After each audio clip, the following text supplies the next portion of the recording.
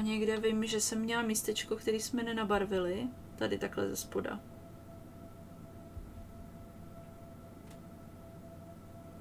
A rovnou tam kydnu voš, ať se klidně ty barvy smíchají, protože tam nikdo jako pod tu nohu v podstatě neuvidí, když to tak řeknu. Proto tam taky nebylo nabarvený, protože jsem tam sotva viděla já. So, I'm gonna just dry brush this. A tady máme hodně nedoschlej ten wash, takže tady to možná je ještě moc brzo. To, co dělám. V podstatě tady se mi to až tolik nepovedlo, když tak na to koukám. Tak, jak bych si přála. Ale upřímně, tady je takový jakože první pokus. A bylo to asi 3krát přebarvovaný, takže to se nepočítá. Tak já zatím, než mi zaschne ten wash, tak začnu pomalu barvit ty ostatní kamarády.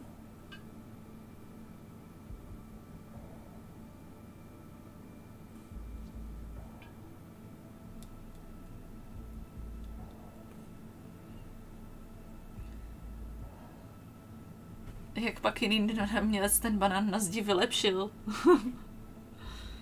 Ne, já prostě...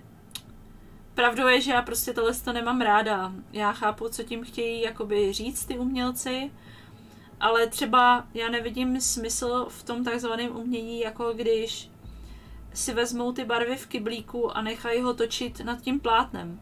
Ono to ve výsledku vypadá hezky, ale kde je v tom, nebo takový ty, že si dáte nitky na plátno a taháte tou barvou tou nitkou, což jsem viděla asi už 1000krát, tam už prostě mě nevadí, že by to nevypadalo hezky. To ne.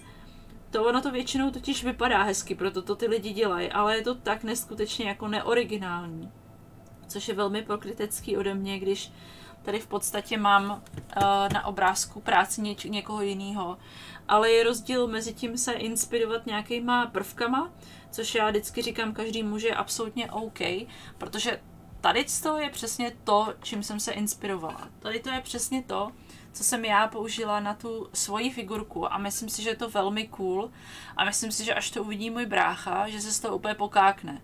Mně to přijde totálně prostě jako skvělý nápad a to samý, že to vlastně není jako